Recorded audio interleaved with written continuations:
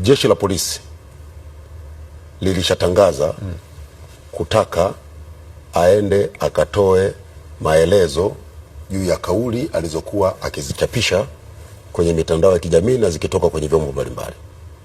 Sawa? Kwa sababu zilikuwa ni kauli nzito ambazo zinataka uthibitisho ili vyombo vya kisheria vichukue hatua. Ndio. Sawa? Hakufanya hivyo. Baadaye ikatolewa taarifa kwamba amefanyaje? Amepotea. Ametekwa. Amechukuliwa. Unajua ukisema moja kwa moja ametekwa ni lazima uthibitishe. Nani kamteka? Na nukuu sasa taarifa. Hayupo, yani ikatokea taarifa kwamba hayupo.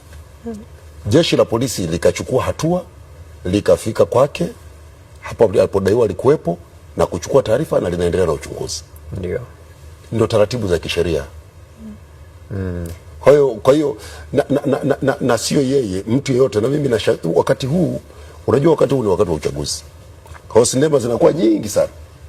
Nyingi sana. Lakini muhimu, mimi sijasema naamini sinema. Unamaanisha nini ukisema sinema hivi? Sinema ni nyingi kwa sababu mambo ni mengi.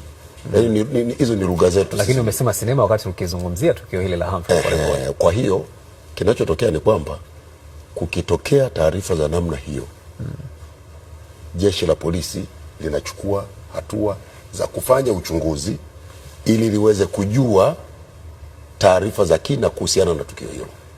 Nimesema sinema kwa sababu yako matukio mengine ukiondoa hili, ndio, ambayo yalitangazwa kwamba mtu kapotea, lakini baadaye unakuja kugundua hajapotea, amejihifadhi mahali. Mnakumbuka matukio ya Tabora, mnakumbuka Mwanza, mnakumbuka Mbeya. Ndio maana nasema wakati huu mambo ni mengi. Ndio. Ni muhimu wa Tanzania tukasikiliza vyombo vyetu.